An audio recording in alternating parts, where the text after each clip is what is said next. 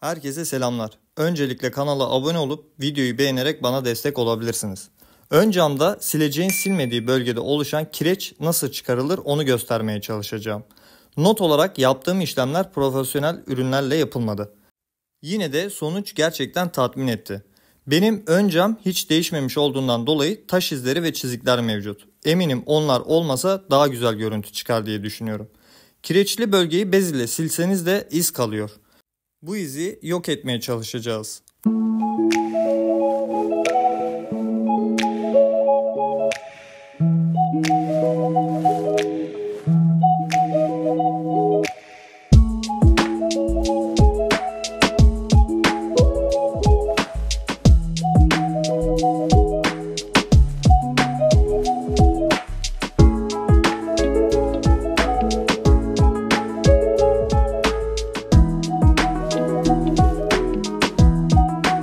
Hadi şimdi işlemlere geçelim. Sileceklerin kollarını çıkardım. Bununla ilgili kanalda video mevcuttur. Clio 3'lerde silecek havaya kalkmadığından dolayı böyle bir yol izledim. Çıkartıp çıkarmamak sizlere kalmış. İlk önce normal su ile ön camımızı yıkıyorum. Daha sonra bez ile temizliyorum. İşlem videolarının çoğu hızlandırılmış videodur. Burada da gördüğünüz gibi kireçli bölge suyu kaydırmıyor.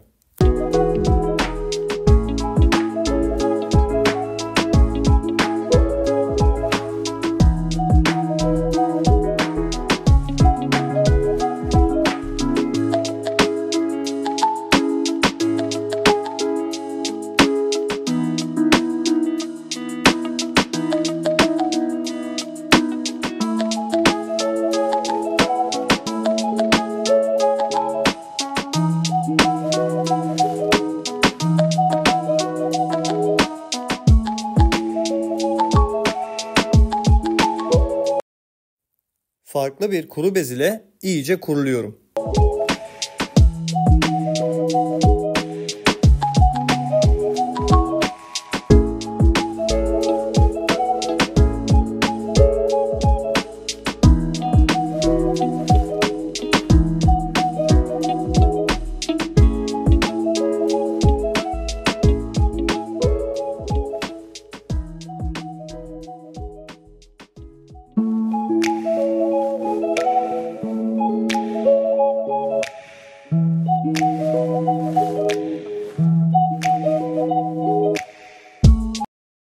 İyice temizlediğimiz cama kil uygulamasını yapacağız. Burada ihtiyacımız olan sabunlu su ve kil hamurdur. Camın bütün yüzeyine kil hamurunu sürüyorum. Bu işlemde dikkat etmeniz gereken şey bol bol sabunlu su ile yapmanız gerekiyor. Videoda aracın yanından afacan birisi geçiyor. Bu işlemi yaparken bir yandan da ona bakıyorum. Bazen video atlaması yapmak zorunda kaldım.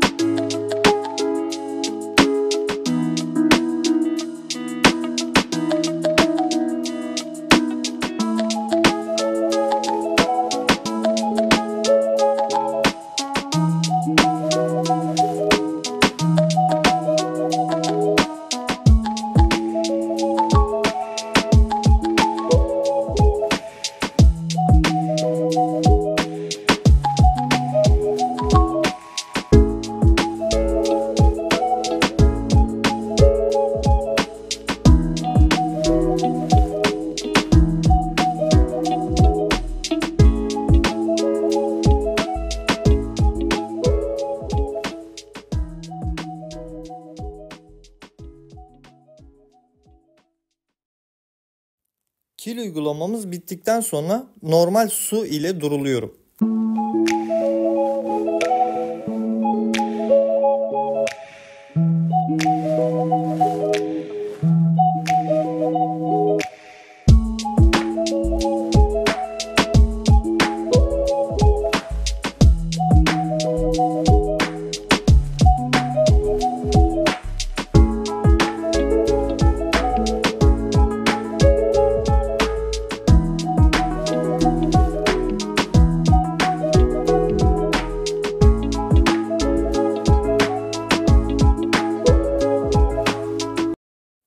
Su ile durulamamız bittikten sonra aynı şekilde 2 bez ile iyice kurulayın.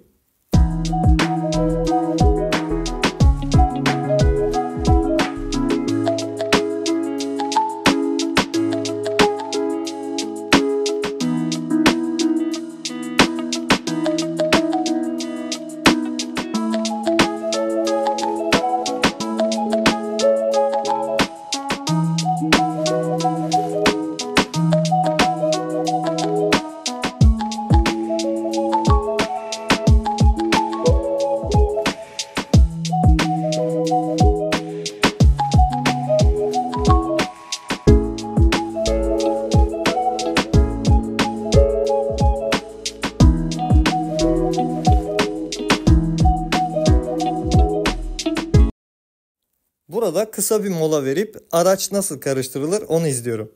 Videoda yandan koşturma peşindeydi. Tam koymak istedim.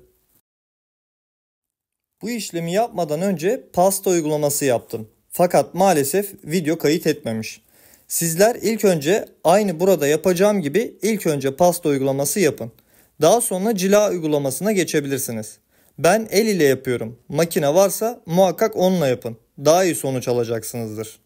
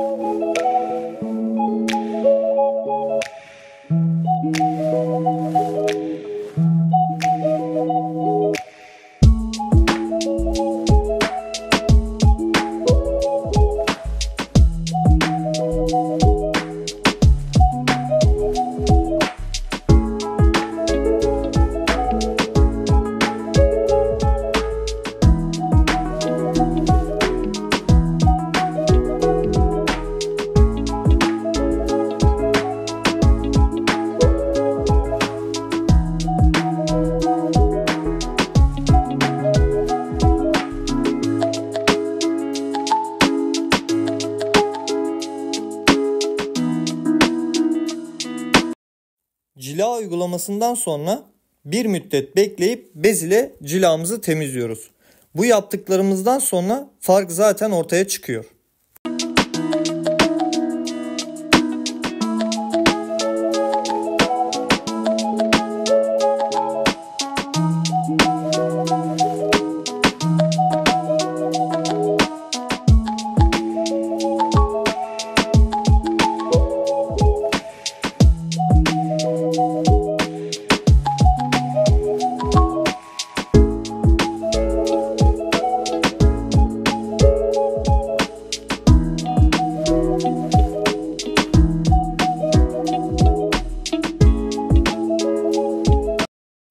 Burada da internette dolanan camlar için karışımı yapacağım. Cam balkonda iyi sonuç aldığım için araç camına da uygulayacağım. Şişenin içerisine 2 su bardağı sıcak su, 1 çorba kaşığı beyaz sirke, 1 tatlı kaşığı bulaşık deterjanı doldurup çalkalayın.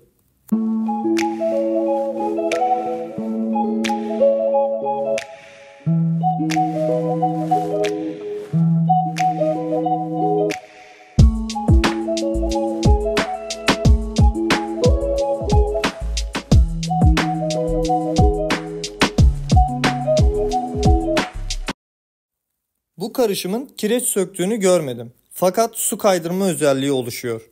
Yağmurlu zamanlarda fazla silecek çalıştırmamış oluyoruz. Cam yüzeyini sıkıp bez yardımı ile iyice kurulayın. İşlemimiz bu kadar. Bu işlemi sizler de yaparsanız farkı göreceksiniz muhakkak. İzlediğiniz için teşekkürler. Kanala abone olmayı, videoyu beğenmeyi unutmayınız. Başka videolarda görüşmek üzere. Kendinize iyi bakın.